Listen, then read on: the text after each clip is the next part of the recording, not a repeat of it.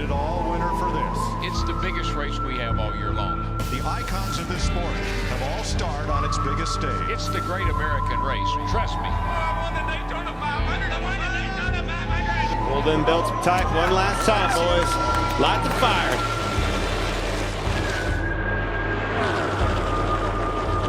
Big push coming now for Harvick. Oh, and around goes a couple cars. Priest upside down. He's barrel rolling through the grass. You got plenty of money. Don't need that to keep racing. Is it worth the risk to keep on going? Sure, to win. Oh, yeah. Welcome to the Bump and Run podcast. I'm your host, Michael D. White, joined by my two best friends, Matt the Statman Reilly, returning from his vacation, and Eric at Daytona Ron. Hope you guys had a great weekend. Hope you guys had yourselves a Kyle Larson type of weekend. He was the big winner over in Indy.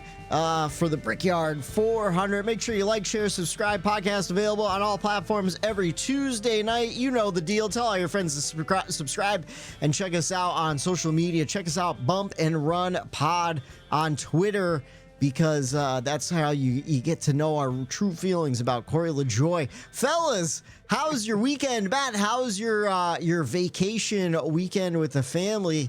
When did you get back? Friday, Monday? It was nice. Friday, I got back Saturday, so we always build in Saturday, come back Saturday. So by the time you get home Saturday, you can do laundry, unpack the car, and you don't have to rush right into work the next day. So you have pretty much the whole weekend to kind of get back to reality. But here's the problem, boys. So typically it takes 4 hours to get home from vacation. 6.5 hours this year. Ooh, what happened? Road construction? Just bumper to bumper traffic all the way up till we got to the turnpike. And then once we got to the turnpike in Pennsylvania, there was a wreck. And so the red flag was thrown there. And, we kind of sat around.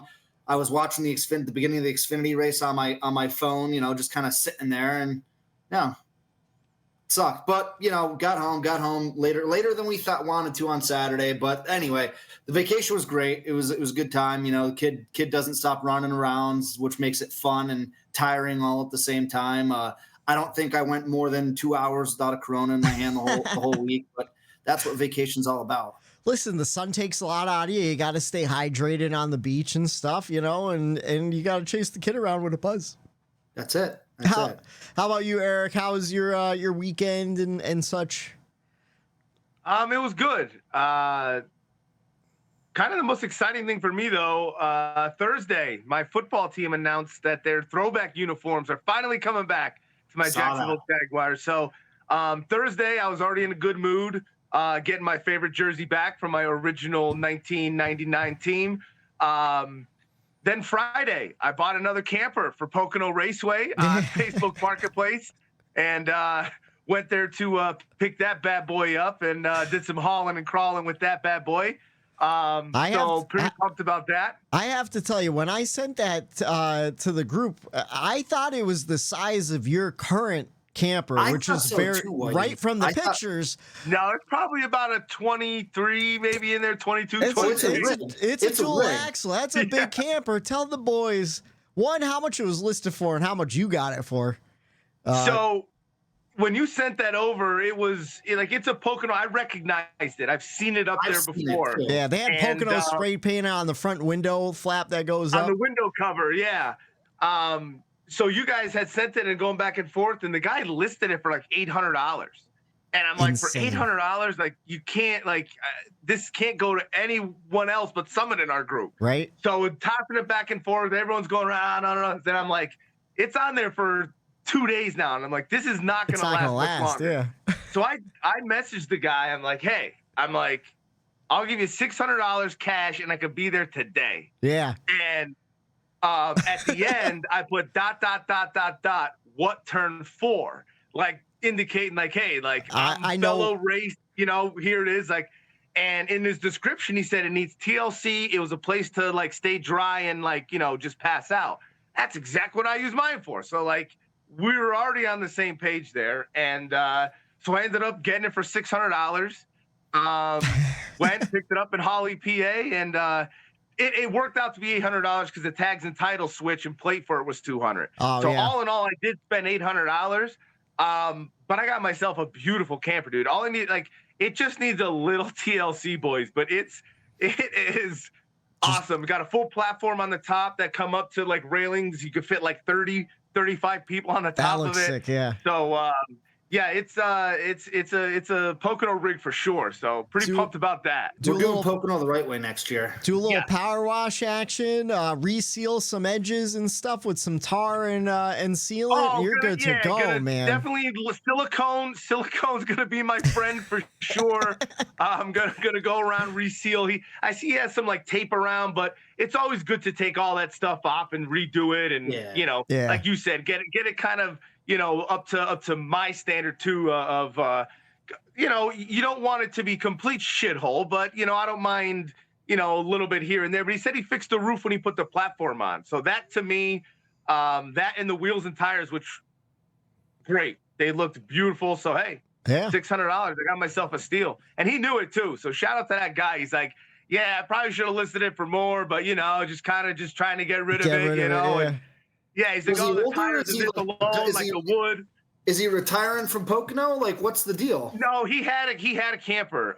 His son was using it, and now his buddies, same thing. They must be around our age, because it's like now they're moving up where they're getting campers. So he's kind of like, downsizing rotating the fleet, I guess. Yeah, moving up. Whatchamacallit? So now the proposal is, because now we're not going to be in tent camping if you got that big rig to bring, or are you bringing the small camper to Pocono? I feel like Well, yeah, that's the thing.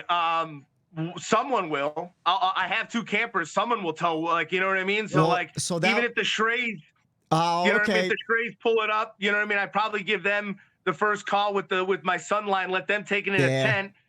We'll have a location in tent camping. We'll have a location over turn 1 where Mayan is. We'll have Vavs will be by the concert stage. And then we'll all get cruiser bikes, and we'll be like the outsiders. We'll roll fake packs of cigarettes up in our sleeves, and we'll ride around the infield like we own the joint. We'll get some Zins from Fanfare. Roll those up. That was my proposal. I was gonna go. So how much can me and Matt rent the small camper for? I don't have a truck. Matt has a truck, and if he can't make it, I'm getting a U-Haul pickup to tow something. Because I can't do the tent anymore, man. I can't either. I can't sleep in the back of my car like I did this year. I gotta do something because I can't do it. I can't do it again. So we talked. Me and Jay was talking about renting again. Now this is like going in the weeds. We can talk about this off air, but like Jay was talking about renting a camper. I don't know if Eric getting a camper changes that now or what, but we got to figure something out, Whitey. Me and Jay talk about renting a camper every single year, and it never happens because we don't plan anything. We need to plan it well in advance this year. I told Jay when we were up there, we need to start planning it now. Especially since Pocono is going to all reserved camping spots except for tent camping. So you have to pick your spot next year. So planning is definitely going to be important, especially with the Vavs and whatnot. We'll figure it out. We got all winter long to figure that out, but we have a whole race weekend to talk about. I didn't do much this weekend, kind of laying low. Went to see a new Nicolas Cage movie called Long Legs, a little scary movie. Highly recommended. I'm not a big scary movie guy, but I thought it was 10 out of 10 fantastic. I don't want to give away the plot because then it kind of ruins it for you. But it's basically like Silence of the Lambs, but a lot cooler. And then, Sunday, I watched this race in a real weird way because I had a child's birthday party to go to. My friend Mike Keeney's kid was turning 8. So I didn't get to see Indy live except for the end. I watched the rest of it. I'm sorry to cut you off, Whitey, but I feel like you haven't stopped watching this race. I haven't. I feel like you've been watching it since still Sunday. watching it right now. You want to know? In fact, I am still watching it because I Tarantino'd the shit out of it. I saw the end. Right? And I was like, all right, I didn't, we'll get into that. And I'm like, well, let me watch the rest. Started watching it again last night, but because we didn't go grocery shopping on Sunday because of the child's birthday party, we had to go grocery shopping yesterday. So I only got about 45. I got the whole first stage in last night. Then I watched the second stage at work, and then I had to go to the DMV, and that's when I watched the third stage. I got up into the point where I'm right around where I picked it up on Sunday, but I have about 10 laps in between a caution where I'm like, yeah, I saw enough to understand what was going on. But Boy, your life is so chaotic, it makes me tired. Yeah. Oh, Matt, in the text group we have, I'm like, how is he still watching? Like, wait a minute. I'm like, what is even Tuesday? I'm like, what is going? Is this even real life right now? What he's talking about? In the time too that I've watched this race, I've listened to the DBC podcast and the teardown, and I still haven't finished the race. You know what? Chaotic isn't the right word. It's disorganized. You're so disorganized. How do you live, bro? Like With adult ADHD, adults, man. You live your life like an 18-year-old freshman in college. Listen, we make fun of our personal friend Luke Birdie for being disorganized and stuff. You're worse, I think. I just hide it a lot better than he does. That's why, Matt, tell everyone what our text message was, what the last one is, because I'm assuming your reaction. I go, sorry, I lost track of time. I just sent the outline at 7:10. We were supposed to get this started at 7 o'clock. You want to know why? Because I went down into the basement to throw a little laundry into the dryer. Can I tell you what I did before? This is what I did before I started the outline. Eric has cats. We have 4 cats. You know what you need for 4 cats? You need 5 litter boxes, right? You always want to have one extra, and everyone has their own. So we picked up litter last night. I have to do a full rechange on the litter. I got to clean out the bags, do it all. So what I did, I don't like wasting it. I took 2 jugs of litter, the 20-pounders or 17.5 pounds, and I split them up perfectly between 5 old empty jugs. That way I have the perfect, I literally weighed them out. 7.1 pounds in each plastic container. This is one of those SAT math questions, dude. You lost me. Right? Well, 5 containers that weigh 7 pounds each equals 35 pounds of cat litter, which is exactly what I had in those 2 giant buckets. That way I have the perfect amount to go into every single cat box when I finally do change it out tomorrow, because I won't be able to after the podcast tonight. That's what I was doing while I was supposed to be preparing for this show. And that's why I'm always running late, because it's like, I don't need to do that right then and there, but I needed to. You know what I mean? Where it's like, and that's the Luke Birdie thing, where he knows he doesn't need to do things, but it's just like, I got to do this right now. Yep. Yeah. So I'm sorry, guys. That's why I'm late every single week. It's always some bullshit like that. We know. We know you're not like doing something important. But I don't do it on purpose either, though. I know. It's just now you sound like Corey LaJoy. Like, come on, get it together.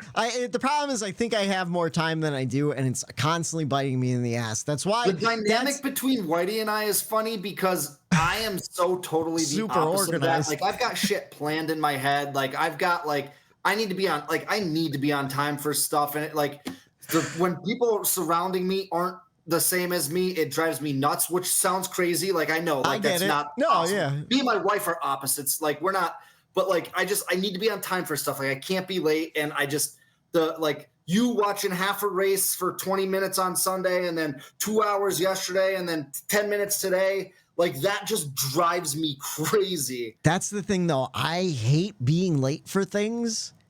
I'm constantly trying to be there on the time, but I am always late, and it gives me anxiety, where it's like, I think I have more time than I do.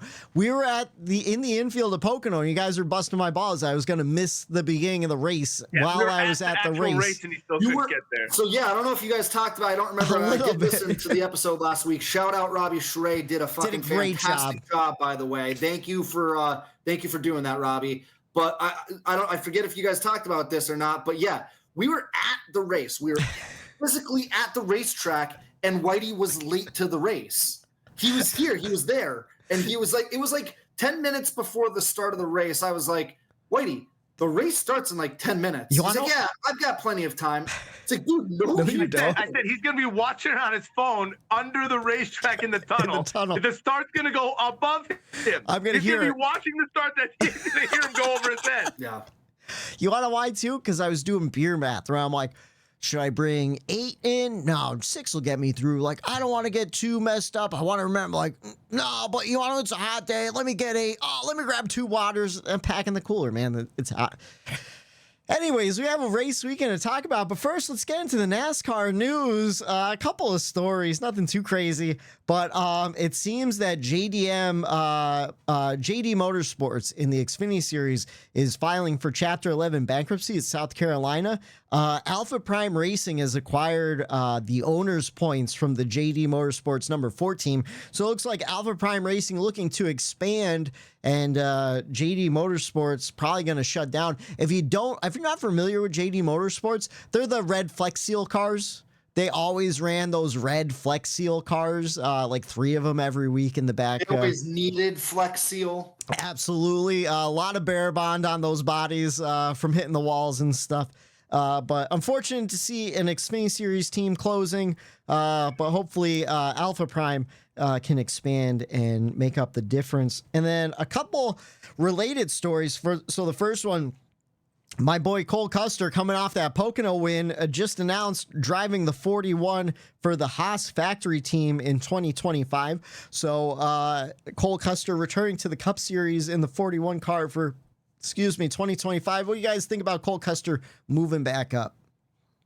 I think he's going to be better than Preece, to be honest. I think Preece, I don't know what it is. Go back to running modifieds, I guess, because the Cup Series just, I guess, isn't for him at this point. I mean, he's up there with, the DiBenedettos, the LaJoys, where it's like you're getting shots, you're getting opportunities, and it's just kind of not really working out in his favor. Nothing against him. He probably has all the talent in the world, but whether it be situationally, whatever, I think they saw it, and it's why Custer is going to be moving up and taking that ride, because I think I have to agree, Whitey. You've been a big proponent of pushing him and supporting him, and at this point, he's done enough for me to have earned that ride. I know a lot of people say it's daddy, family nepotism.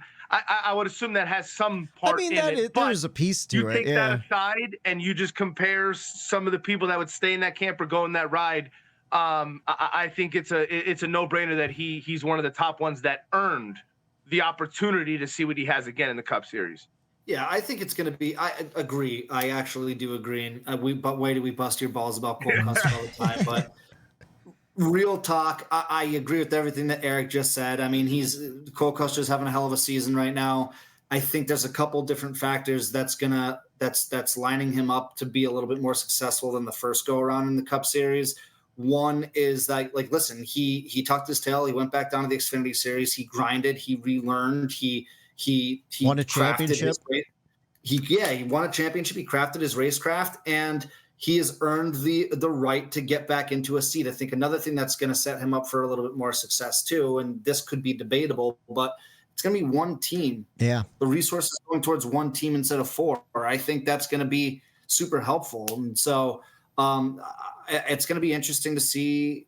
I think it's a complete reset. You almost can't even. It's a whole different team.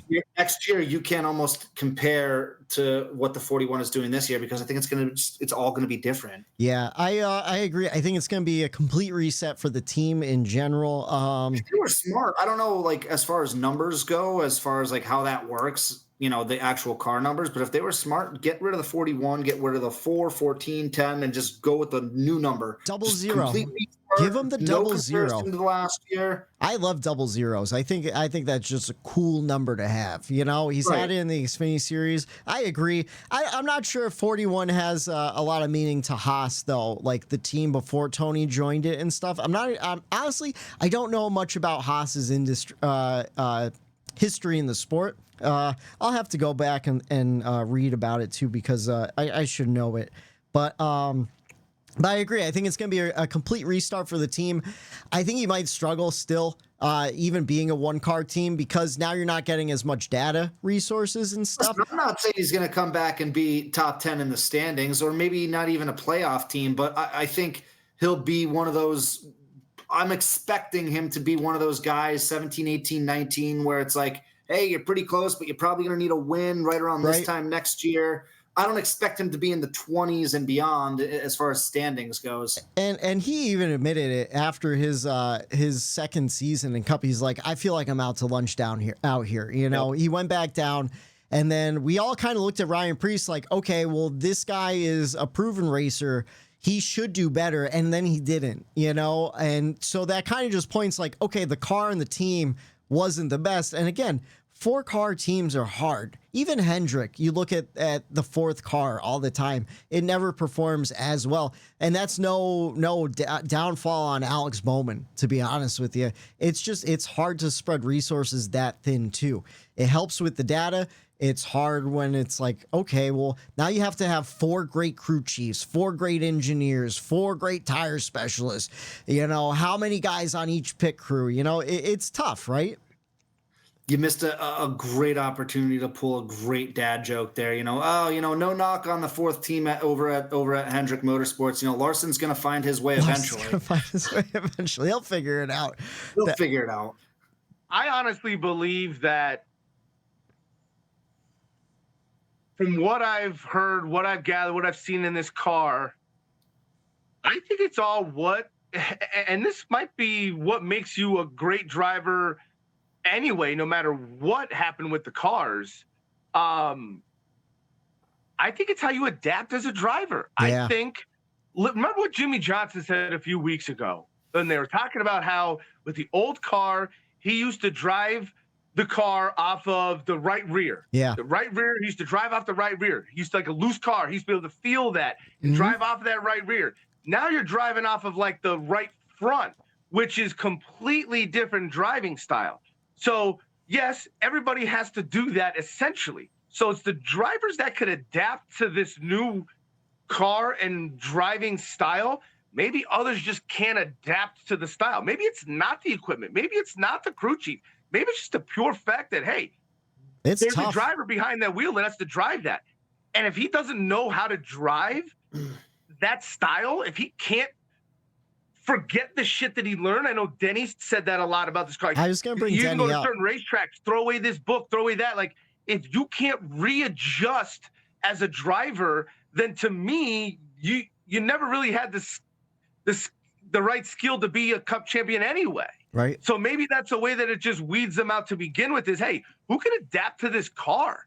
And I know the car gets a lot of blame. I know I want to blame the car a lot in certain things, but in a way, I think it's a lot more of the drivers that are doing well are the ones that are adapting to this car and figuring out this car and not letting the car get in the way of them, being like, Their hey, success. like, no, the car's got to do this because I drive this way. Make the car do that. Yeah. The crew chief's going, well, I can only We do can't make the so car much do that. to this car. What I can't, the parameters, I can't give you that. So the crew chiefs are probably yelling at the driver saying, you need to give me something better to work with. Forget how you used to drive. We're learning this together. I dropped all my crew chief notes. You have to drive your driver notes as well. Yeah. And I don't think some are able to drop that driver notebook. That's just what I've been thinking about lately. No, I think you're right. And you brought up Denny. Denny's mentioned it a couple times where it's like tracks that he's not good at. He just watches who is and adapts his style to what they do and mimics that. And it's successful. You know, we see it all the time with like the rain. The rain races were a perfect example. The guys who have different backgrounds, the dirt backgrounds, are used to searching for grip and stuff. They do a little bit better, you know, and there's different disciplines that guys had to be more adaptable to, you know, especially like those dirt guys and stuff. So I think it is like a driver's mindset too. We'll see what happens with the Haas Factory Team in general, though. It should be an interesting story to watch develop over the years, too. And speaking of Haas Factory Team, so apparently Haas Factory has made an offer to Reilly Herbst for 2025 in the Xfinity Series. They want to keep him over there at I want to say SHR, but it's not, just over at Haas. Herbst is weighing his options. Apparently he has offers across all 3 series, including that front runner third car at 2311. So we'll see what happens with that. He's coming off a big win. And then update on Hailie Deegan. Haas Factory Team has held discussions with Hailie Deegan about a possible ride in the Xfinity Series for 2025. And I tell you what, that's where I hope that that Haas really focuses on is the Xfinity Series. It seems that they always do. I hope they maintain a lot of those guys at those teams. But Eric, I know you're a big proponent for Hailie Deegan. You're always hoping she does well. What do you think about the possibility of her going to a Haas Xfinity car instead of where was she at, Alpha Prime? Yeah, I mean, she gave that a shot, trying to help a team, maybe get some sponsorship over there, start out fresh, build a team together, and that didn't work out as planned. We all know you're not going to learn much in the Truck Series. Xfinity Series, it's, a little bit different, and, the opportunity there, should be good for her. I think it's more or less she needs the guidance and the coaching and someone there to support her through the whole thing. Yeah. And that is what I think is most important for her. We talk about Bubba and his mental health and how he goes through this, and does he need Kenny Wallace out there talking to him and coaching him how that, how that coaches him through these hard times and through these scenarios. Hailie Deegan's still young as all hell right now. She has the whole entire rest of her life in front of her to hone in her craft, get her skill better, understand what she needs to do to get better in this series, and not have to deal with some of the outside issues that she gets in the media. So maybe now it's, I wanted to just call it SHR too. It's maybe an opportunity for them to step up and help her and give her what she needs as far as a support system. But I don't ever count anyone out in that kind of situation. She's unique, a woman in the media, the standards, what's expected out of her. I just think it's way blown out of proportion, because the old saying is there's someone finishing one ahead of her and one behind her, and we don't talk about those people. Exactly. So, I think with the limelight on her, it's tough. But at this point, knowing where, the 98's winning races down there in that Xfinity team, and that is a good program, a top one in Xfinity, if you don't start getting top 10s, then I'll start saying there's some issues. But and that's why I said I hope that they maintain their Xfinity program the way it is. I hope they maintain the crew chiefs, all the crew members and stuff, because right now Cole Custer's leading the points in the 00. Riley Herbst is sitting in 5th in the 98. Those are two very strong cars, and that might be what she needs for people to kind of look past just a woman on track. You know what I mean? It might be her best opportunity. For sure. If Haas could keep the Xfinity Series team the way it is, and I really hope he does. So I don't know. We'll see what happens with that. And it would be huge for the sport for someone as popular as Hailie Deegan to be successful. I mean, we said it with Danica. You want that. You want, the guys who have daughters out there to be able to watch a race and look up to someone that looks like them. And that's we all like. So it's about and she's already marketable. She's got everything going for her as far as that goes. So just, a semi-successful or successful career, and the sky's the limit for her as far as, popularity. Yeah, I hope it works out. We'll keep you updated on all the silly season news with the Haas Automation Factory Team. And then, last piece of news, it was kind of alluded to in his post-race interview, but Kyle Larson wants to try the Coke 600 Indianapolis 500 double again next year. He told the fans we'll see him next May. They're working on it, I guess. And then he goes, we have an announcement maybe coming up. So I think that was the announcement there. But I guess they're working out the details. What do you guys think about Larson trying to run the double again? I am excited. Well, listen, I back it. It's cool and everything, but so I'm a Jets fan. Yeah. And what happened 4 plays into the season last year, right? The season was over because the star quarterback tore his Achilles. Yeah. I was so excited for that. I couldn't wait, and then it was ripped away from me. How does that pertain to Kyle Larson? Same thing. I was so excited for the double, so excited to see if he could do it. Man versus machine. Let's go. This is going to be awesome. And then it was pulled away from me, and it was just such a letdown. So I'm just gonna take the news. Hey, cool. Let's do it. Let's try it. But I'm not going to get excited until we're there and it's going and we're doing it. So awesome, sweet, cool. I don't want to talk about it. I don't want to hear about it. Let's just see if it plays out. Sounds good. I'm kind of on the same page. We got so hyped up last year, and then it was like, We like long buildups and disappointing drops, and I don't want to disappoint myself again. I just don't. So if it happens, it happens. How about you, Eric? What it look like? Yeah, I'm all for it. I agree. I think that hype that surrounds that weekend is needed in that time frame. I think it's good. I think the hype it's fun. But I'm with Matt. When that time comes around, that's the necessary time to get excited about it. Yeah, I agree. And then we have a race weekend to talk about. So we didn't have a triple header at Indy. The truck series was at IRP. Ty Majeski won for the second year in a row. And then, did you guys see any of the truck race? I didn't see any of it. No. So I know who came in second. Christian Eckes, I think. Where apparently that was the same 1-2 finish as last year. And then Xfinity Series, hell of a battle at the end. We saw Reilly Herbst get his win. And then in the Cup Series, of course, we saw Kyle Larson lead twice for 8 laps.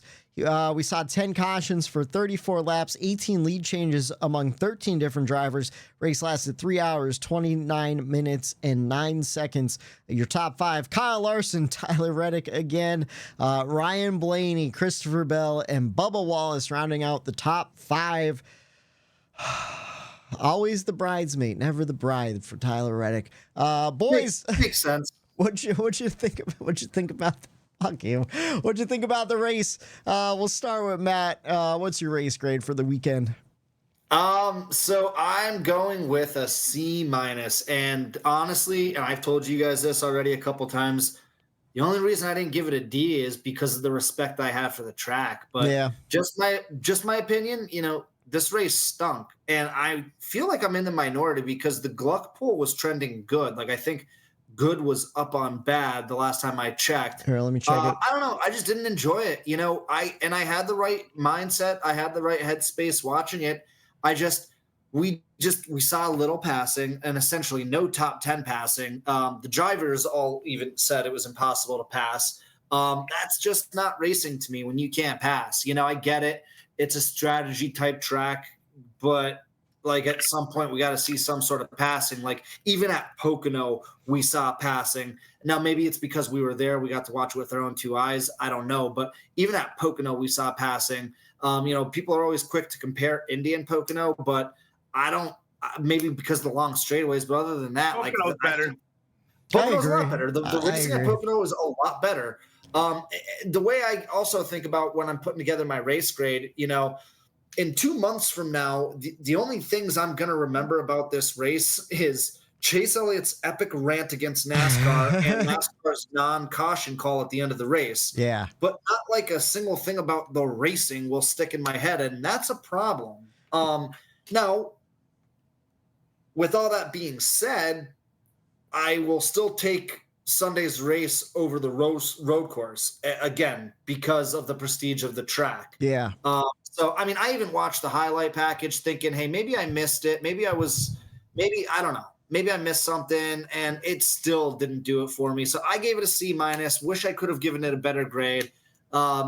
C- is, I believe, tied for the lowest grade I've given a track this season. I think Talladega got one, and I think Coda got one. I went back and looked. So that was a perfect launching pad into a nice little 2-week break of NASCAR for me, because if that was an 8 race, it would be like, shit, now we need to take a break and we're losing all momentum. Now I think it's like, okay, let's take the break and then go into the mad rush of the last couple races headed into the playoffs. So I'm okay with it being a C- too. Don't take this as me complaining. It's just that's the way I saw the race. Whatchamacallit? So the Jeff Gluck poll was 56 good and 44% bad.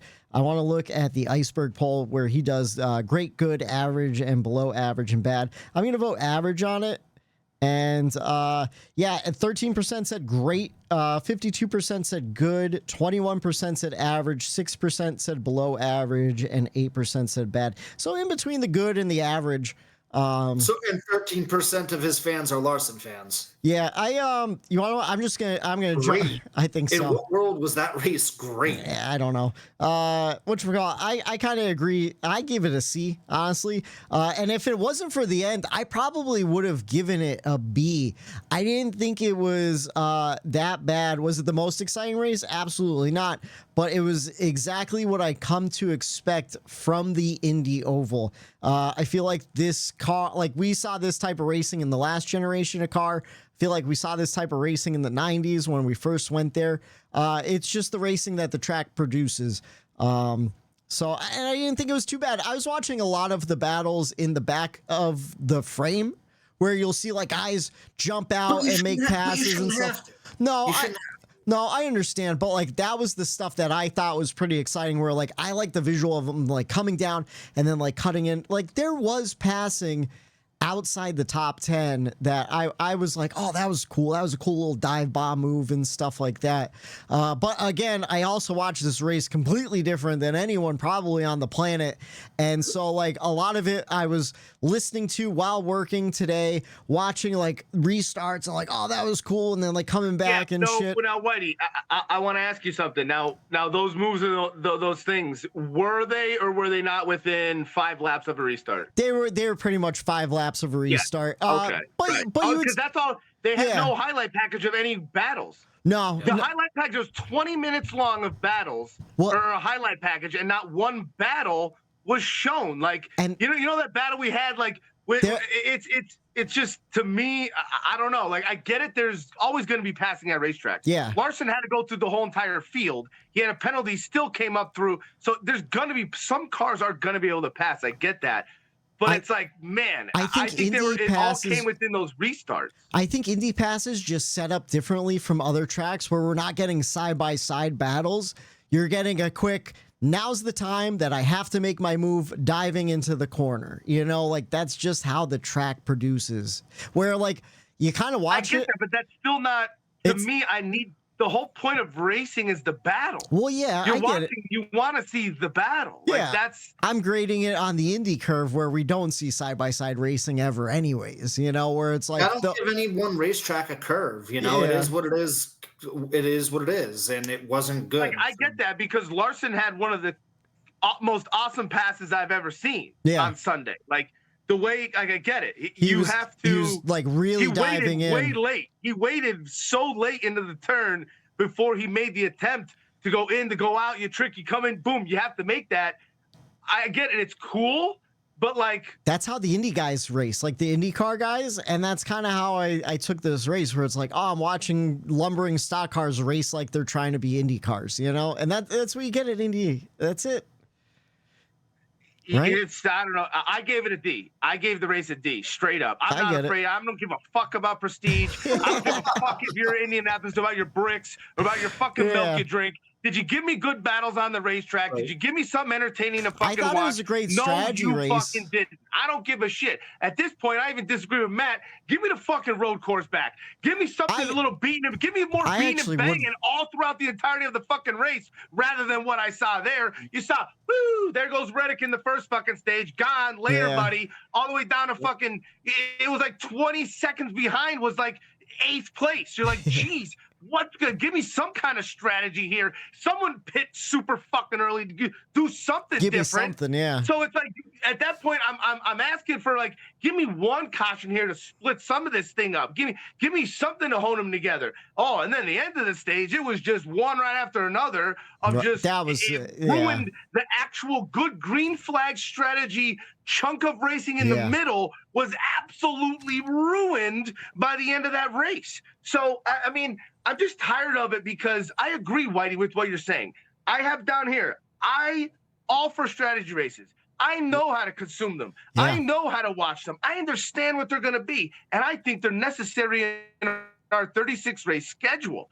But I have a problem with every time I go to watch a strategy race and I'm invested in stage 1. I'm invested in stage 2. I'm following along like a freaking goddamn mathematician mean with all the shit going around in my fucking brain, trying to wrap around whose strategy's on what.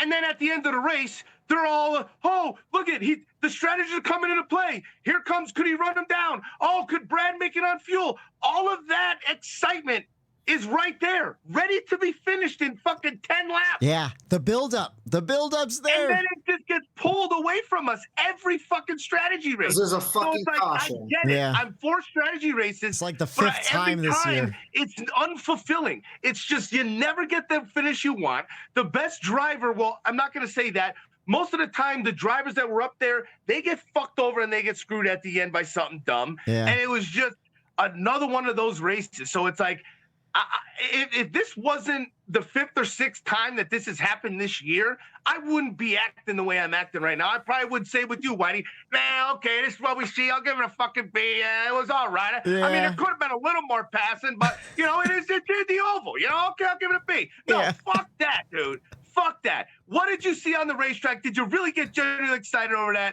I didn't. I didn't No. either. Well, you I know didn't what? either. I was And getting another excited thing, I for don't know if we're the. going to talk about it if somebody has it in their checkers and wreckers, but the non-caution or the late caution to end the race. Yeah. We could talk about that too, because I know we disagreed with that in real time. We've given you 48 hours, or in your case, like 48 minutes since the race ended. Enough time where you can think about it logically. We'll get into it. We'll get and I know you're a Reddick fan, so your stance probably hasn't changed. It hasn't. but We'll get into it. race- We'll get into the checkers and wreckers. We'll get into it in the checkers and wreckers. Okay. But I 'Cause I agree. have a feeling that's going to be a checkers and wreckers / pickle lane. Yeah, but that's the thing though. Like I agree with Eric, where like I'm sick of getting the fucking rug pulled out from under us. It happened earlier. I forget when it was. I think we were looking at like an MTJ win. And I can't exactly remember what happened. It was either him or Josh Berry was on this fucking amazing pit strategy where it's like, oh my God, it's going to work out. And then we get a caution. And then we saw a great win after that, luckily. Same thing happened in Nashville a couple weeks ago where it's like, oh, this is building up into something, like they might run out of gas. And then Joey Logano never fucking ran out of gas because we had a million fucking cautions, Like, we saw Brad Keselowski leading and run out of gas. Like, that would have happened under a green flag condition if it wasn't for Kyle Busch spinning out and wrecking. Played out, my C- is Probably an A. No, I don't know about an A, but it's probably a B B. Yeah. A fair grade, and that's still a good grade, but it was building up to be a good ending, and it just got fucking taken away from us, and it eliminates everything, and it's just like Eric's right, man. Like, fucking sucks. It does suck. It does, and I'm not ragging on it, but that's just the way it fucking shakes out. Yeah. And it just sucks. It sucks. You spend 3 hours watching this slow burn buildup, right? Where it's like, oh yeah, not much has happened, but there's the possibility, and the possibility is getting you excited. And it's like you start hearing crew chiefs talking, where it's like, I think we're on the line. I don't know if we're gonna make it, and Rick Allen's building it up, and then fucking Kyle Busch. Watch a movie, and I think we watched within the past year or so. We watched a movie, Steph and I can't remember what it was for the life of me. But at the end of it, like, it just ended, and it's like it's building up to like, ooh, I think I know how this is gonna end, and if it's gonna end that way, like, this is gonna be a really good movie. But like, you have to wait to judge the movie until it's over, and then it gets to the end, and it's like that's how it ends. Like that movie fucking sucked. Yeah, that's a fucking disappointment. Yeah. Anyways, let's jump into the checkers and wreckers. Pretty wide for the lead. 1 lap to go. It's this week's checkers and wreckers. All right, since we start with Matt for the race grades, we'll start with Daytona Ron for the checkers and wreckers. What'd you like? What didn't you like? Apparently the whole thing. I rocked a little hard there. Whew, I needed to start seeing stars. I had a little vertigo there. Saw a little stars for a second. We're getting old. Oh man. Yeah, I'm gonna start with I'll start with my checkers. I gotta give it up to once again the fans of NASCAR. We sat through it at Pocono. We talk about the heat all the time that we endure. My girlfriend brought it up during the race at one point, and it got me questioning it as well. She said, man, doesn't look like there's a lot of people there. And I said, it's probably hot as hell, just like Pocono. And, I said, there's bleachers all around it too. I said, fans tend to get spread out. That place could hold friggin' 500,000 people. Yeah, that's the the thing. Like, what's the attendance for the Indy 500? It's like 400,000 or something like that, or like close to 300,000. It's a lot. Dude. Yeah, it's a couple 100,000 people, which is insane. So, TV didn't do it justice, but afterward, I saw some awesome photos from fans that were there. If you see, like, when they're going down the stretch over the bricks, those seats are not covered. Yeah. If you go back 15 rows, that's where the grandstands start, where people are actually sitting. They're full because the that view's point terrible back, they're down in there. Shade. They're underneath those grandstands. They said it was like 75,000 plus packed into that place. That's a good crowd. That's a great live crowd for Indy, which, you know, normally NASCAR doesn't show up there. And that's why I was kind of like, man, they didn't show up again. Yeah. And we kind of got duped from the TV. But it you know, the fans' perspective, I'm glad that somebody mainstream in the garage, someone posted it, NASCAR media, like, hey, TV didn't show, but look at everyone in the shade keeping cool underneath the grandstands. Packed house there at Indy. So, you know, shout out to the fans there.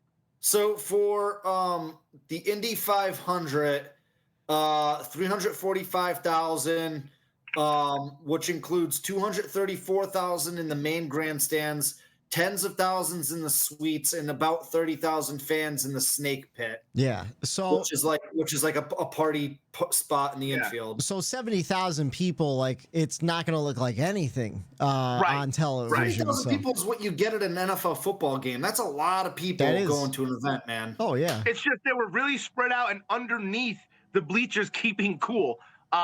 So I just wanted to bring that up in case anyone else was like, oh man, Indy didn't know the crowd or whatever, because you know, you get those people chirping all the time. So it's always good to right that ship where it's like, hey, no, fans were there, they showed up, they were trying to stay cool. My wreckers, I didn't know what to do for wreckers this week. Yeah. There were two that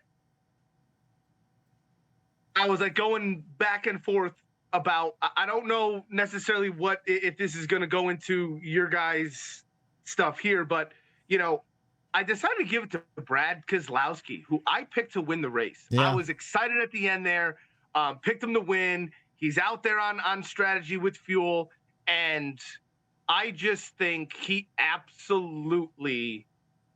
Everyone talks about NASCAR and the caution and all that. I feel like nobody is talking about the race manipulation that Brad Keselowski and his team caused.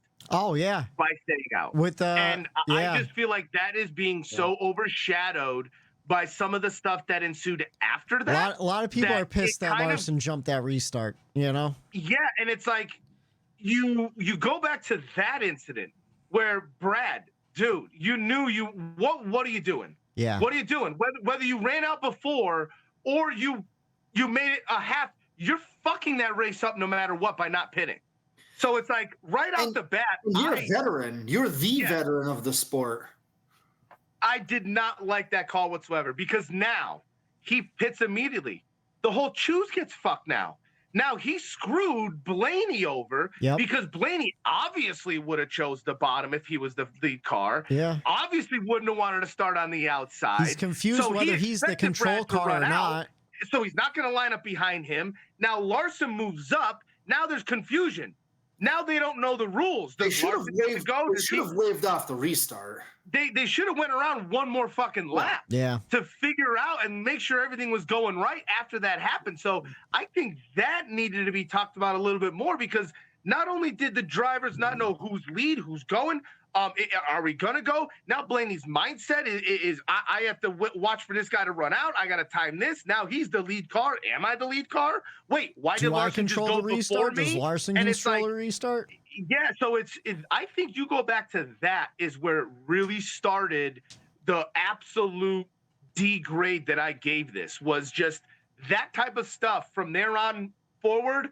I didn't need that to be a part of that race. Like I didn't. It didn't add to the race at all. It just it muddied the waters even more and more and more after that. Because now you have, what was Brad doing? Why would you do that? Did he do that on purpose for some weird reason? I don't know why.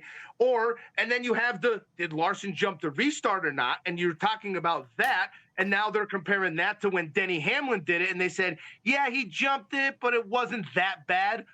Well, what does that mean? So now you're talking about that. Yeah. Then comes what you guys are going to talk about is the caution at the end. And like, it just, for me, that it was the start of the muddying of the water. So I have to wreck Brad Kate, that whole team, being a veteran like he is. What are you doing?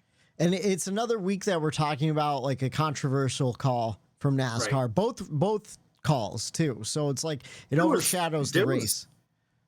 3 off the top of my head, 4 off the top of my head, really controversial calls this weekend, and it was all NASCAR, like upstairs NASCAR related. Yeah. Right. And we're going into this off week in the Olympics, and we're not talking about racing. We're not, and it just seems like this is the conversation I'm having more and more and more, is the shit that happens at the end of a race that ruins an actually good race. Yeah. You know, and then we talk about the bullshit that ruined the race instead of talking about the actual race, because they always get ruined at the end. So it's just this never ending cycle of that. And it just, I think it's frustrating going into Olympic break talking about, did NASCAR make the right calls? Not even call, like Matt said, multiple calls. Within minutes of each other too. Yeah.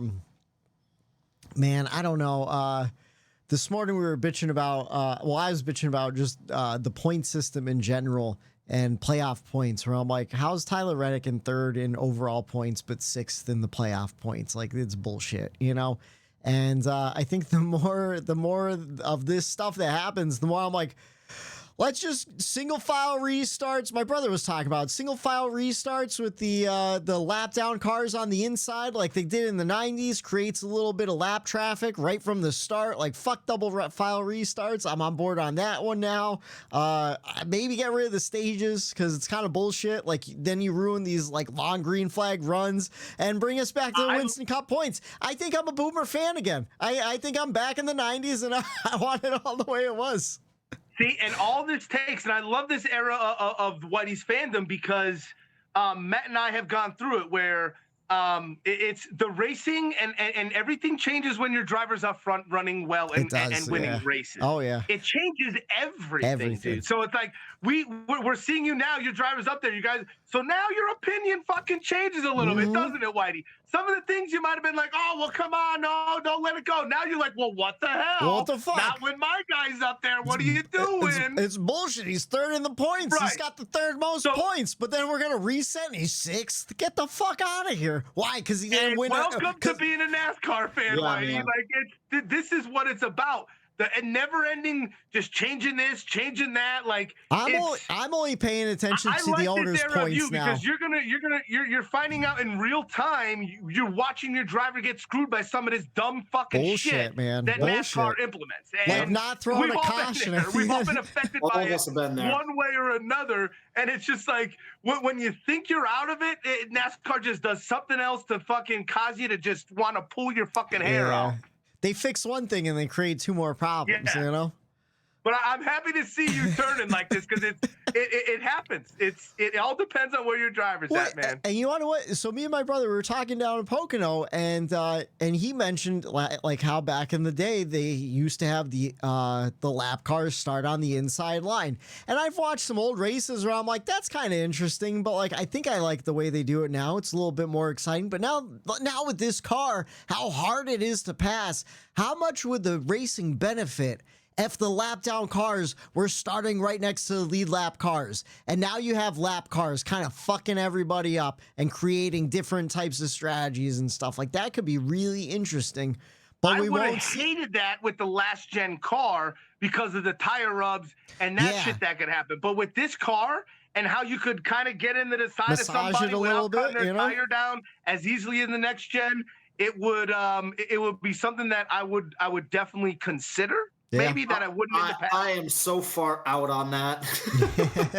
I don't like that at all. Like, dude, imagine a fucking Cody Ware with 4 to go Screwing on a everything restart, up. tossing up the track and going into turn 1 and taking out the top 3 drivers. I mean, that's true. Fucking thank you on that. I mean, that is true. That fucking Cody Ware again. I don't know what the cause of his caution was. All I just know is like, man, I haven't seen that 51 car cause a caution or that 15 car cause a caution in a long time. Cody Ware comes back and sure as shit, there's one in the second stage, you know?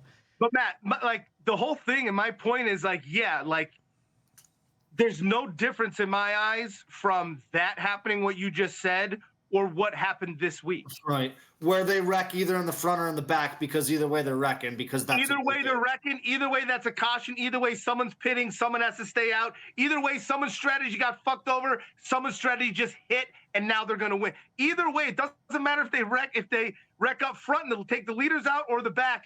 The leaders, everyone's affected. Did you pick up on one of the broadcasters? I think it was Jeff Burton, but it could have been Steve Letarte mentioning, like, he's like, yeah, these guys in the back, they're fighting for every position every week. It's a shock that we ever get green flag runs after a caution. Something along those lines, where it's like, yeah, it's a shock that these guys ever get going. That's how hard they're fucking beating into each other in the back of the pack for a fucking 27th, you know? Or even the broadcast is fed up with it. Anyways, Matt, what's your checkers and records for the weekend? My checkers goes to our boy SVG, first time on the infamous Indianapolis Motor Speedway, taking home a 4th place not a victory, but it may as well be a victory. 4th place finish. Because we saw what happened to him the first time he launched it down into turn 1 at Pocono. And so yeah, he was able to tame the beast and you know, survive some attrition, and he came home 4th. So, you know, all of us are really excited. I think the NASCAR nation is just super excited to see what that guy does with the rest of his career, whether it's in Xfinity, Cup, both, whatever it might be. Just love that dude, and you know, rooting for him. And so when he pulls off a 4th place finish on the first time at Indy, got to be celebrated, man. We got to talk about it. Yeah, he'll be He's in Cup learning next ovals, year. boys. He's learning ovals, and when he gets that, and I'll tell you what, Matt, you're right. I think he has captivated the entire, you know, NASCAR fandom, because I saw a lot of people at Pocono going over to his stand, buying merch and wearing his merch. So he's definitely becoming a fan favorite. And then you told us your records was a surprise. What is that? Oh. So I'll let the listeners of the show decide who I'm talking about here. Oh, but one of us admitted that they were secretly hoping for a caution at the end of the race. Oh yeah. One of us was secretly hoping for a caution at the end of the race, and then got one, which ruined all the strategies. You guys were pissed. I wasn't. Driver would win. That son of a bitch right there with the white hair is the one who did it. Whitey, you're my wreckers, because you were hoping for it. It happened. It ruined any strategy we had. And then it NASCAR, didn't even work out for me. Neil Earnhardt, Neil Bonnet, they got back at you, and they didn't give you the caution that you needed at the end. And all was right in the world. All right, you want to know what? I'll take that one on the chin. Cause yeah, well, so you have to look at it from my position, right? Tyler Reddick has 1 lap fresher tires and gas than Kyle Larson, right? I'm watching Kyle Larson cut through this field. I mean, fucking cutting. You know, cutting and strutting like Brutus the Barber Beefcake in the 80s, WWF.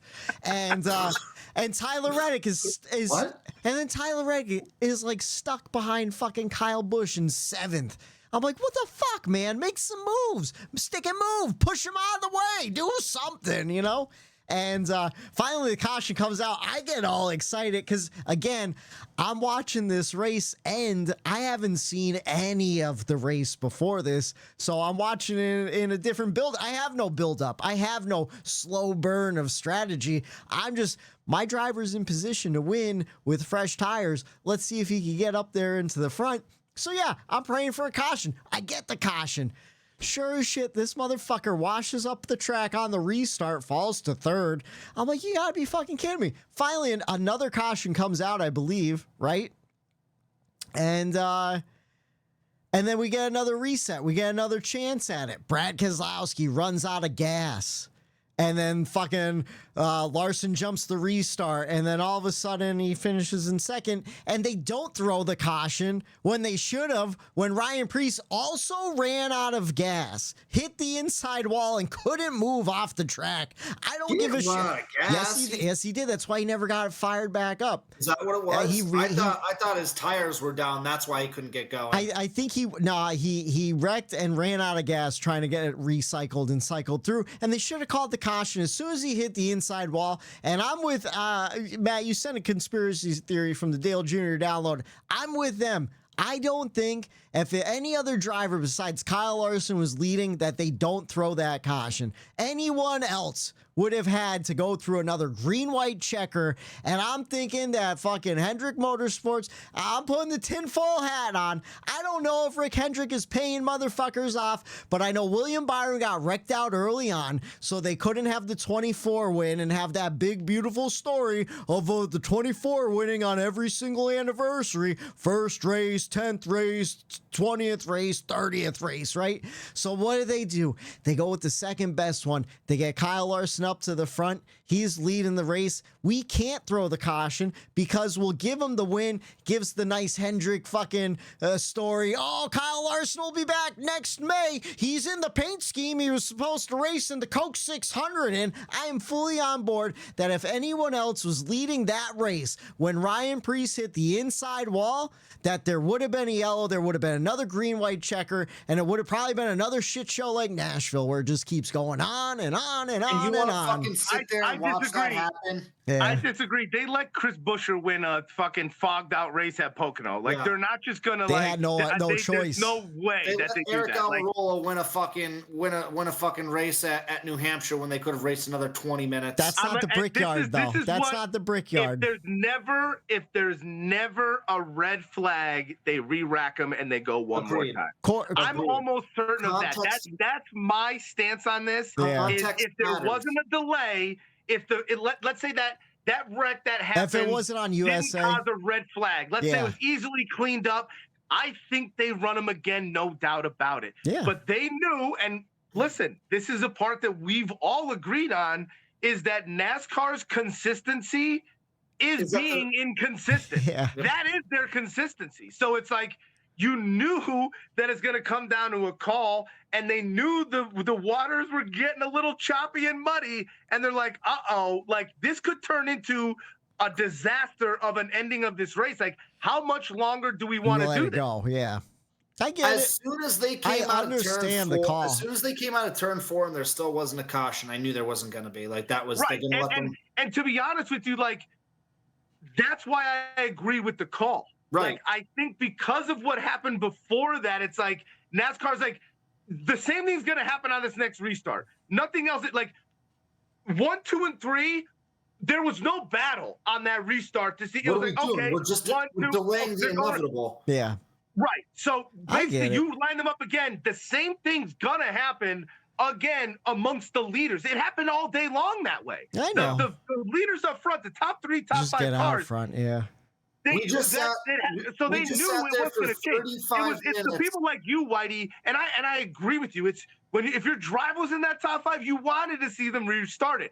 I would have been there too. I was there. Christopher Bell. I was rooting for Christopher Bell. I wanted to see him put the 45 right into the fucking outside wall. Right? If I'm being completely honest with you. Yeah. I didn't want to have to bring it up, but the whole time you're rooting for a caution, I'm rooting for the 20 car to drive straight through the back bumper of that 45 car, punch him out of the way, and you keep on going. Because guess what? That's racing, what it is at the end of these races. I get it. Everyone, that's racing, baby. Let's green, white checker this at the end of the racing. Bumper them and smash them out of the way. That's racing, baby. Let's rack them up again. Let's end with 10 cars left because let's rack them up again. Listen. No, thank you. Any other situation, they're throwing that caution as soon as he hits that inside wall, and you know it's true. I agree. I think the red flag made it a different situation. Yeah. I think at the end of I don't agree with you with that. If the driver was the reason, I think it was the long red flag cautions beforehand. Yeah. I think there's a couple things that are going against your theory. You think for real? I'm not like no tinfoil hat. No. Like, and this is just me playing devil's advocate. Is that the size of the track absolutely matters? Yeah. The fact that when he dove down and tapped the inside wall, that there wasn't a bunch of debris that flew off his car.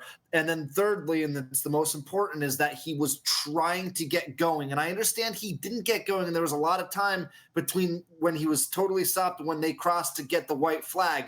But there was enough time where, like, hey, let's let this naturally play out until it's a safety issue, right? As they're coming out of turn 2, it's like, well, as soon as they get out of turn 2, the car is going to be down in the bottom groove. Like, we got to throw it before then. But they were able to safely take the white. Let's let them take that white. And if he can't fucking get going, then the race is over at that point. Logically, I understand all of that. It all makes sense, and I understand. If we didn't have the green white checkered, the race would have naturally just ended under caution anyway. Anyways, I know. And just Whitey, 3 weeks ago, you along with me and Eric were all saying, "Hey, I wouldn't mind that coming back." And I agree. So, I understand. I'm just saying, and I'm stealing this straight from the Dale Jr. downloads, so I'll give them credit. You think if Cody Wearsley in that race that they fucking don't throw that caution? I think that's Rick and Morty. You just shot your little green gun. You hopped into a different universe where Cody Ware would actually be up front running. Corey LaJoy on some weird strategy has half a fucking ounce of gas left. They're not throwing that caution. Dude, he's fucking NASCAR's golden boy. Are you kidding me? Well, they're paying him to cause those cautions to create some excitement. I don't know if you heard that. That's in full. Did you see him wash out of the groove when he was up front in the top 5 and get absolutely eaten up by the train, nobody would let him in? No. Hack. He is absolute a hack. Whitey, there's a restart. He's 4th, and I'm going, will somebody please shove this 7 out of the way? Yeah. And then in my head, I'm like, you know what? No one needs to. I go, he's going to do it himself. Yeah. And lo and behold, in the turn 2 on the restart, he overdrove. He overdrove the whole turn. Everybody else around him drove it perfectly fine. Yeah. He overdrove it, washed up the racetrack, and everyone just went, where? And you can tell he's trying to like cut people off. They're like, no, I'm not letting you cut me off, buddy. Yeah, he's terrible. The worst. Anyways, my checkers for the race weekend, I gotta give it to Reilly Herbst. And that Xfinity race, that battle with Eric Almirola at the end with the 20 car, just the car control alone, fucking amazing. Oh wait, Eric, Matt, you did your checkers, right? Yep. Okay, all right. I feel like we got a little murky there, because your records led right into my records and stuff. Anyways, fucking earned that win with Eric Almirola. What a battle at the end. The car control was amazing. I know I've been making comments for weeks now how I wasn't thrilled about him coming in at 23-11. I still am. I'm still not too thrilled about it, but it might not be as bad of a deal as I was expecting. If this is the type of development he's had so far, it might be kind of fun to watch him run 20th in the Cup Series in the third 23-11 car. So that save was insane. I didn't see it until today. Yeah. Like maybe like a half hour before we jumped on the show, I saw a highlight of it. And yes, it not only was the save impressive, to come out with the win after that, right? Like that made it even that much crazier of a save. And Almirola was racing fucking hard too. Yeah, he was racing hard. So definitely earned that one. And then let's see. I feel like we kind of covered everything from the race. Oh, my other records, quick. Now that I just thought of it, if we're looking for other shit to happen, I hated the move, but I loved the fact that who it was done to, because he does it to fucking everybody, and he bitched about it Carson mid-race. Hocevar and Joey Logano, or no? Well, Joey Logano, but like. Bubba Wallace, that block was one of the most egregious blocks I have ever seen. Like, I don't think I saw it. He had no business blocking Logano like he did. I loved every minute of it because Logano's like, man, that's the last time. Ain't getting a warning next time. That's it. Yeah. Warning. I remember that now. I mean, Logano had a way come out of the throttle. Logano should have punted him into next year for that block, but he didn't. And oh man, like if Logano was my driver and that, I would be irate at Bubba Wallace right now. It was but if such there's a one driver that desperate, deserves fuck it, move. Oh, Yeah. if there's one driver that deserves it. I tell you what, good for Bubba though. He led 26 laps, won the second stage. Had a good day, finished in top 5. So whatchamacallit, I thought you were talking about there was Carson Hocevar tried to shoot the middle. Split the middle. Yeah, wrecked, and Joey Logano was a victim of circumstance. Even when Logano was watching the replay, he was breaking it down and goes, yeah, that's a Hocevar move. Does it all the time. Like, fuck you, man. You do that shit all the time too, you scumbag. But you look back at it, and I think Burton went back on it too afterward, Yeah, and was like, there was nothing deal. the 77 could have done because he was getting shoved. Yeah. The 3 of Austin Dillon, who he was following, he actually went low and made a 3rd lane. Hocevar wasn't out of his lane. No, he was staying in the middle lane. Everyone behind the 3 followed the 3. Hocevar was just now around in the middle. Yeah. Everyone surrounded him. He didn't create that one. They tried to do the sucker hole deal at Daytona. In our text, I'm like, that was a dumb move by Hocevar. But then they showed a separate replay of a little bit longer. Yeah. Like not just when it was happening and like, oh, well, wait a minute. Like, Indy, there's momentum. You're getting shoved and pushed. Sometimes you can't. You're getting pushed. And I think that was the scenario with that one. There was someone behind him too. I was it the 21 car? Someone. No, it was the 2. It was Austin Cindric was pushing him. Yeah. So and the 31 of Hemrick was behind the 2, and I think they were the 2 of those cars. The white cars were shoving him on the bottom, and there was just nowhere for him to go. Hemrick was kind of a bull in a china shop too. He wrecked. Who was it? John Hunter Nemechek. You want to know what? Got to give it to John Hunter Nemechek. Yeah, he ran a really good race before that accident. Where was it? He led twice for 16 laps. Got stage points in the second stage. He finished 5th in the second stage. Top 10 all day long. And so was Jimmy Johnson. Before Jimmy Johnson got taken out, he was running in the top 15 too. That's why I wore this 42 shirt today. It's a Noah Gragson shirt, but I wore it specifically to give John Hunter Nemechek some love for once. I will say, there was some promise coming from that, LMC club there, because John Hunter running up front, Jimmy Johnson was running top 15. He was having a quality day, not wrecking and spinning out. EJ had mechanical issues. He had a fuel pump. He was up to 14th at one point. Running well, they were all going to be having a decent day. He had fuel pump issues, and he had a bunch of other stuff happen to him where he just ended up riding around in the back. I hate those days, Seb. That was a sick family Dollar Tree fucking paint scheme he has, though, too. And those just riding around awesome. the back. Yeah, the Dollar Tree and the Family Dollar schemes are awesome. It sucks. He did finish on the lead lap, though, at least. So there's that. That's something to take from it. But it sucks because, he finished ahead of John Hunter Nemechek, who was running top 10 all day. Oh, that's a suck. That's another thing that that's another thing that reminds me though. I was gonna say maybe they're starting to figure out the Toyota way, but what the fuck is going on with Toyota's engines right now? Ty Gibbs is getting the Kyle Busch engines from 2023. What the fuck? Or 2024, 2022. I don't know what's going on because he lost like a cylinder, right? He was down a cylinder. He still finished 23rd though, so not too bad. To me, who's been the fastest too?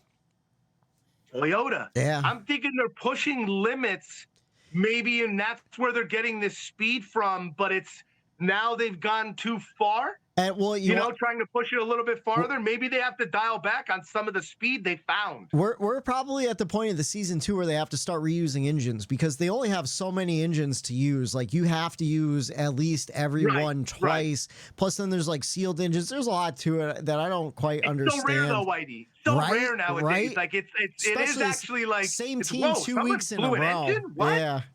Dale Jr. was talking about last week after Pocono. He's like, that's fucking insane. And to happen 2 weeks in a row, I mean, it didn't take him out of the race or anything. He was just down like a cylinder, I think, but still But even just mechanical stuff, Toyota's been having some parts and some stuff that hasn't been going their way for sure. On the Bell 20 ride, he's been plagued with some mechanical bullshit here and there. So it's that's something they're going to definitely, if Denny wants to win a championship, they got to figure that out. Now I think about it, though, that last year that Kyle Busch was in the 18 car in 2022, this is around the same time that he started having all those mechanical gremlins throughout the playoffs and stuff, where everyone thought it was a big conspiracy theory. Maybe they're just, yeah, like you said, they're just pushing their engines too hard, catching up with them later on in the season, and then, you know, I don't know. Interesting. Matt, you have anything else to add? I can't really see anyone else. Todd Gilliland, we talked about him. Another good race racing up front there in that black. I don't know what the sponsor was, but he had it looks cool like a good black car, sponsor car. Yeah. Where did he finish? Slick Willie B hit the inside wall. Ooh, bad hit. That was a hard hit. Oh. And then the blend rule. I mean, we didn't really talk about that. Oh, chasing the blend rule. That was interesting. Not just Chase, though, but Brad. Larson, the 33. There were some non-calls that were, you know, so. Like right on the line there. Again, NASCAR being inconsistent. See, I feel like. Apparently the rule, the way it was explained, like they never mentioned a line. They just said racing surface. What constitutes as the racing surface? You know, I guess it's outside that outside line. A lot of it was left up to interpretation, where NASCAR just, again, shoots himself in the foot, because you can't just be black and white about something where it's like, hey, there's two lines there. You can pass the first one, but the second one you have to stay under. That's all they had to say. There's two lines. You can go over the first one, but when you go past the second one at all, that is a penalty. And they didn't, from all accounts, it doesn't seem like that was the message to the teams. No. And that's why Chase Elliott lost a fucking gas. Epic rant, though. Great fucking rant. Loved it. Yeah. But yeah, I don't know, man.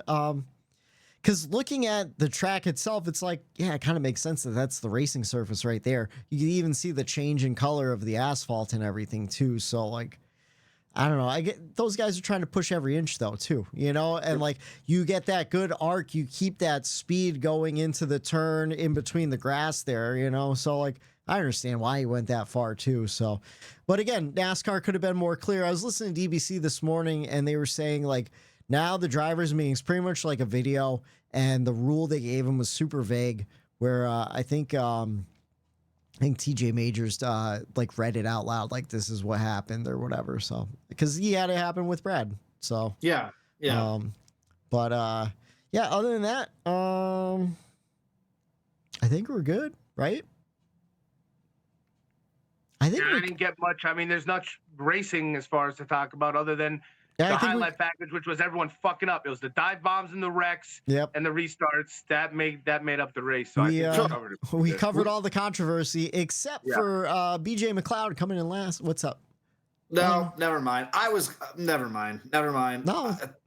We stay out of the politics on this show for the most part, but I was going to say a certain fucking dickhead almost ruined the beginning of the race. Oh, yeah. Fucking breaking news. Actually, you want to know what, though? I have to say, in a world where every fucking news story is breaking news, that was actually pretty fucking breaking news. That was breaking news. From a comical side of things, we can talk about that just for a brief second. You know, I finally get to lay on the couch, catching up laundry and everything from vacation, and I'm like, I'm going to watch the half hour of pre-race, and I'm going to enjoy everything the pre-race I need to know about this race, so I get the right mindset, because I know what kind of racing Indy is.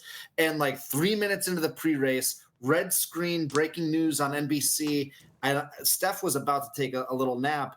I said, uh-oh. Like, I just like, it's like one of those moments where like, you know, this isn't like a bullshit, like, hey, there's a tornado warning coming type of like, this is like a real, like it was just like, I was like, oh, they just broke into live NASCAR coverage with breaking news. What is this?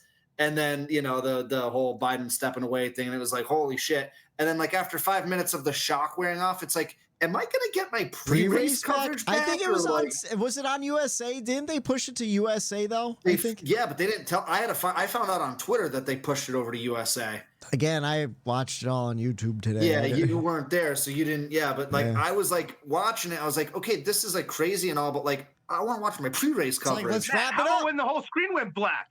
Oh. You watch this epic battle, then all of a sudden the entire screen just goes black, and I'm like, what? I That was at scrambled. the I'm end? like, I'm What the going my fuck? TV. I'm looking for remotes. I'm like, what is going on here? I did at the end of the race too, Yeah. when that's like when the whole strategy was starting to play out too, and I was like, I looked at Steph and I'm like, because we just got YouTube TV. I'm cursing out YouTube TV. Yeah. I'm like, this didn't First happen thing with I did was- Comcast. Like, this didn't happen with Xfinity. And I'm trying to pull it up on my phone, and I'm like trying to pull it up on the tablet. And then it finally came back on. But you guys were also texting like, "Hey, I was like, what the same fuck?" thing. And I was like, okay, are you it guys wasn't black just right us. now? Because I'm on Sling. I think we were at the USA portion at this point, or were we still on NBC? No, not yet. It was still NBC, I think, yeah. But I use an antenna, so I was like, oh man, did a fucking antenna break? Like it's just black, and I changed the channel, and it's like, no, the TV's still working. I'm like, fucking hey. Man. Yeah, that had me nervous for a couple fucking seconds there. And it lasted a while too. It was like a good 15 to 30 seconds. 45 seconds or so, which is like when that's a whole lap. Felt like an eternity. Yeah, and it was right when things were heating up, and they were talking about like, we don't know if Brad Keselowski make it on gas. It's like, what if he doesn't make it on gas and we're missing it right now? I'm gonna miss it. Yeah. You know what? I wish it just never came back and it stayed black. Because after that, it was just nothing could happen after the black screen, to be honest with you. No. Oh man! If Brad Keselowski won that fucking race on fuel strategy, and I got another win on the fucking Bump and Run podcast, dude, we've been dry on the wins for a while too. We haven't won since the All-Star break. Oh, we're in that summer slump of picking them. Maybe for Richmond coming up. But here on the Bump and Run podcast, everyone loves to talk about the winner when Kyle Larson, when NASCAR hands them to him. But here we like to talk about the guy who came in last place too, and it was one BJ McLeod. His motor went. He got, what is it, 15 laps in, so not a lot of TV time for old BJ McLeod. And then fellas, we're heading to Paris for the Olympics, and then Richmond after Saturday, August 10th. Trucks on track, 7:30 on FS1 for the Clean Harbors 250. And then Sunday, August 11th, Cup on track, 6 p.m. on USA for the Cookout 400. Boys, to go over 6 p.m. on a non-holiday Sunday. Right, Come dude. on, man. And that's how we come back from the Olympics. At Richmond. I'm gonna be snoozing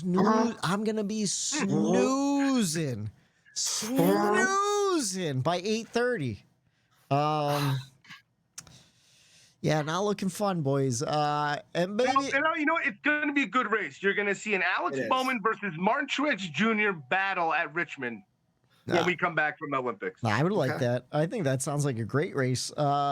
Fuel strategy, and then a late race caution to fuck Marty's it all gonna up. have to run down the 48 at the end, and he does it. Well, we'll see. I hope you're right. Hey, I'm down with that. I like that. Well, let's pump the brakes, though, because, Matt, you picked Joey Logano to win last week. He got you a whopping 3 points. Sorry about that. Let's see. Eric, you picked Brad Keselowski. He got you 16, and then I picked Denny Hamlin. He got me 23. I think all of our guys either wrecked at some point or ran out of gas. Matt, you picked first. Eric, you picked second, and I picked third. Matt, are you picking Martin Truex Jr. or Alex Bowman? No. I honestly, I thought because of the break that I just wasn't expecting to make any picks. So I didn't look into anything for Richmond. Don't need to. I'm taking Ricky Stenhouse Jr. All right, I like it. And then Eric, oh, please, I'm only kidding. No. Christopher Bell. Seabell's a good pick. We'll see. Yeah, it's a great pick. Yeah, we'll see if the break is good to them. How about you, Eric? Who are you going with? I'm going with the 48 of I'm going with Martin Truex Jr. I'm sticking with the Toyota camp. He had a rough day at Indianapolis Motor Speedway too. He was getting beaten and banged around a lot out there, having a frustrating day, and I think he turns it around when we come back from break here and gets it done in Richmond. You know what? It's tough because like some guys have been hot and cold recently, where it's like I don't even know who to pick. Are you doing 3 in a row? What's that? No, I'm not. Like, I thought about it, but I'm like, I can't pick Denny a third time. Plus, it's not the Toyota owner's 400 like it normally is. Right. So I actually am. I'm gonna pick Alex Bowman to win. Okay. I think he's been running really well, really consistently, and I think a little off time might come back fresh. He's got that win in the mirror a couple of weeks ago. And I got no other ideas. So give me Alex Bowman. Fuck it. Why not? Justin Pierce, hoping for you, bud. We'll see what happens. Let's see. We are 22 races into the 2024 season. We have 12 different winners. William Byron, Daniel Suarez, Kyle Larson, Christopher Bell, Denny Hamlin, Chase Elliott, Tyler Reddick, Brad Keselowski, Austin Cindric, Ryan Blaney, Joey Logano, and Alex Bowman. We will see Sunday, August 11th. Going to be a couple weeks. We're taking the weeks off too. We're going on summer vacation. Enjoy the Olympics. We will find out if Kyle Busch has any talent left when he comes back? If Kyle Busch doesn't get arrested in Mexico for bringing firearms in. He's got to stay away from the foreign countries and bringing guns and doing all that. But we'll see. Who do we pick? Martin Truex Jr. Maybe if like we should just try to put a tape of 1 in front of that 8 on his car. And see if it just does anything. Throw a piece of tape on it. Have one of the pit crew guys throw a piece of Bear Bond on. See what happens. See what happens. Throw a pack of Interstate batteries in the back and hope for the fucking best. Because he's going to need everything if he's getting a win this year. A bag of M&Ms in his pocket. Streak is over. Kyle fucking Busch. It's done. Out of fucking money. And I think he's out of fucks given this year. I think he is too. I think he just, after, he looked like he was having a promising day. And like, man, at a certain point, I'm like, you can't be doing shit that Harrison Burton does with 10 laps to go, Kyle Busch. He ain't coming back from break. He's just not coming back. You know what I was about to say? They were talking about on Pardon My Take about how Kyle Orton retired. He told the media, he was like, after his last game, he was like, yeah, I'll do like question and answers. I just got to go grab something out of my truck real quick. He went out to his truck and just never came back. You know what Kyle Busch is going to do? See that. Just retire in the off week, right? Declare Truck Series points and ask for a waiver. Hope you win and go and win a championship real quick and then just ride off into the sunset. That's what we all want. We all need it. That's what we need. Boys, I forget who you guys picked. I'm sorry. I forget who I picked. Whitey, you took Alex Bowman. Bowman. I took Ricky Stenhouse. Ricky Stenhouse.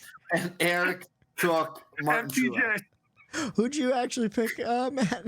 Oh, Christopher Bell. Christopher Bell. All right, we will find out in a couple of weeks. Enjoy the Olympic break. August 11th, will Christopher Bell get a 4th win of the season?